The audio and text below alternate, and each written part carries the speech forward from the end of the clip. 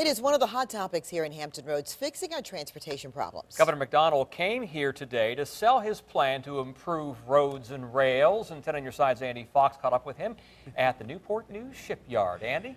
Yeah, a lot of talk about roads here at the shipyard. It is a cold night here on the James River. I'm here at Newport News Shipbuilding. The governor came here to push his transportation plan. The most controversial part is cutting the 17.5-cent state tax on gasoline, doing away with it, but raising the state sales tax. But a lot of his Republican colleagues are saying, hey, we can't do that. We signed these no new tax pledges. I asked Governor McDonnell about that.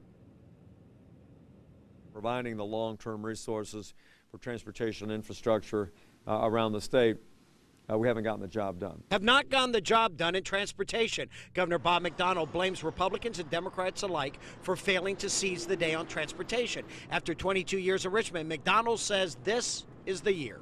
This is the year. No more excuses, no more delays, no more kicking the can down the road, no more saying that there's not a perfect bill to vote on.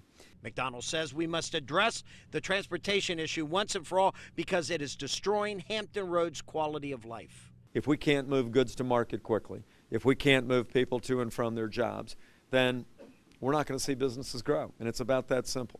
The General Assembly will take up the transportation bill next week. The Monitor Merrimack was built for about $400 million. Governor, I don't think we can put the light bulbs in that tube for $400 million now. That should serve, though, as an example of just how much construction costs have increased in the last 20 years. Yet the debate in Richmond has many in the governor's own party against him because of the increase in the sales tax, even though McDonnell proposes axing the state tax on gasoline. This is tax reform. It's not a tax increase, and they ought to vote for it. And I've asked for their help, and a number of people have come on board to support it.